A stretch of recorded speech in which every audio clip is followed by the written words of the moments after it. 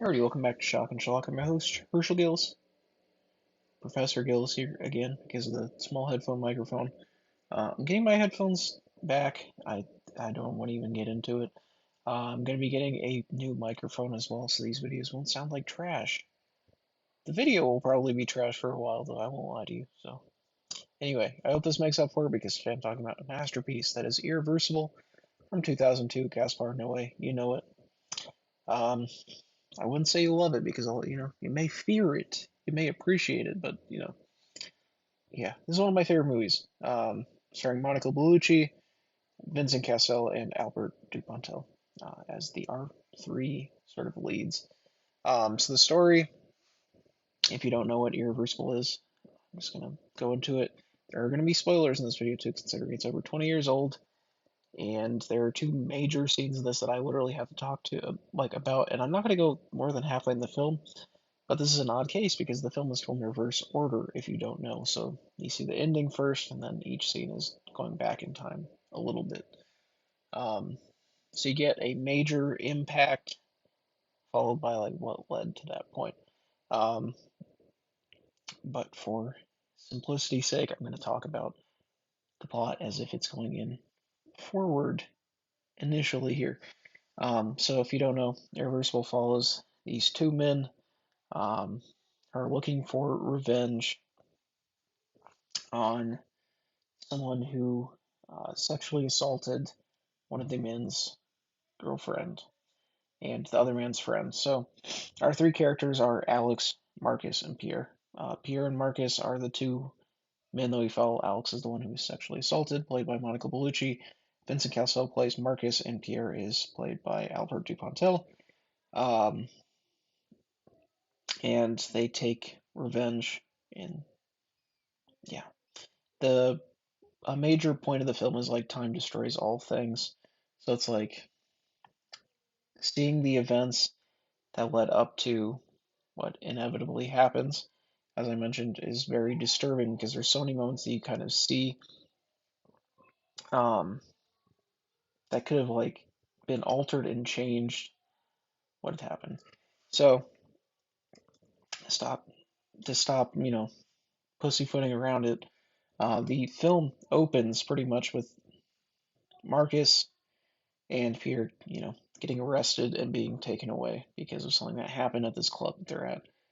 The club is where they think the man who sexually assaulted Alex is. And the way they took revenge is that Pierre brutally beats a man to death with a fire extinguisher in one of the most graphic, visceral, and disturbing moments in cinema history. Um, that's something you're going to hear me say a lot. Is it's just vicious. Um, it is certainly one of the most shocking scenes in cinema, and the film opens um, in this way that when this low droning noise that's going on, like going up and down slightly, and the camera is spinning very frantically. You don't know what's happening at the beginning of this film. It's anxiety inducing, and then we see this assault, um, and it is monumentally disturbing. I think it's one of the most effective scenes in any film ever made, though. You're right there with the fear and like the rage these people feel, and you're left wondering what could have caused this like vicious act. Okay, and I'm talking about this in reverse order, but this is how the film plays out. So I'm gonna talk about halfway into the film, and then we're gonna talk about more stuff. So yeah, but we're shown like this crazy night that these men are just frantic. Like one is on drugs, the other one is not, and he's like trying to handle him, trying to stop this from happening. But the man who ends up beating someone to death is Pierre, who is the calm and collected one, and not Marcus, who's been acting erratic this whole time. So it's like the pent up rage from him just comes out. Um, Marcus gets his arm broken in a fight as well, which kind of spurred Pierre onto that. But yeah, it just shows like the viciousness that's in this calm guy. It's like, what could have caused him to do that? And, further you go on in this night, you eventually do get to the scene where Alex is walking alone in this subway tunnel and she gets viciously assaulted. Um, and it is one of the most disgusting, disturbing, like, gut punch moments in any film ever. Probably the number one for me. Um, this is a film that I had seen, you know, in college, and it's now been 7 years since then, and I can tell you every scene in order of the movie and what happens in it. Um, and I had forgotten just how brutal the assault is and how it's not glamorized at all. I mean, and it is not, it is unflinching. The film up to this point has been, you know, these fancy camera work and everything spinning and making you anxiety. This makes you focus on it. It is shown one take. Um, just Alex getting viciously assaulted in this subway tunnel, and you see a man at the end of the tunnel about midway through, and he just looks and he walks away.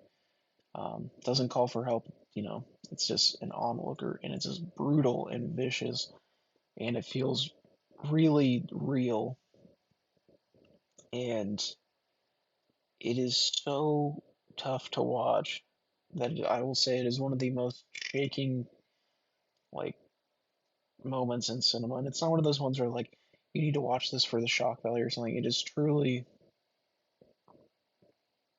just, if this is not like a test of will, you will be shocked, and that's the point, because you've seen this, like, what could have caused this vicious attack, and it was this, and it is in your face and disgusting. I want to say as well, Monica Bellucci, this is a very brave role, as it is a vicious is something I'm going to keep saying, because it really is. It's a dis- very disturbing scene that I'm sure was not easy to act out either. Um, and then once we get past that, once again showing the events that lead up to that, and there's a party, and we eventually, the end of the film is the beginning of the story, where um, we find that Alex is pregnant with Marcus's child, and is a gut punch ending. Um, and it's like time over the course of this one night, everything in these people's lives have just been completely changed forever and destroyed. Um, and you're left there feeling empty. And that is, in my eyes, a masterpiece of film. Um, it's a film that will stick with you. This is a movie that a lot of people are not going to be able to finish, um, which is understandable. It's a movie a lot of people are going to hate, which is understandable because it's vicious. It's a brutal, disgusting movie. It's not glamorized. It is not a thriller. It is a feel bad movie. Um, but it is shot in such a gorgeous way. The acting from all three of our leads is stellar.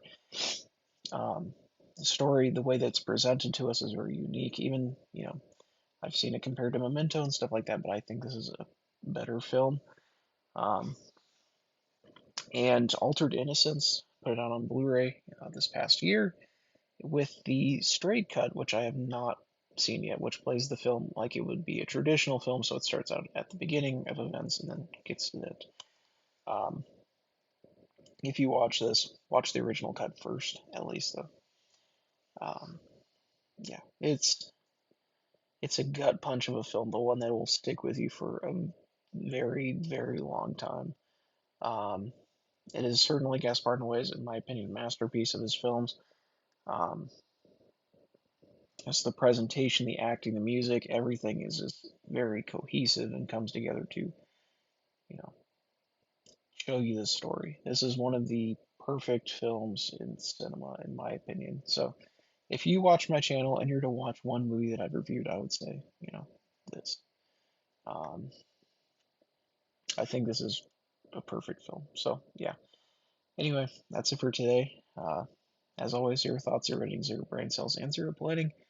Make sure to subscribe if you haven't. Thanks for 700 subs, guys, by the way. Thank you. Keep your notifications on. I'll see you guys later. Probably not doing a Shark Saturday this week. Little update on that. I just can't find a shark film that I've been able to finish recently. Like, I try to find the worst, I just keep finding things are just boring. If anybody has a fun one that I haven't seen, let me know. Thank you. I'll see you guys.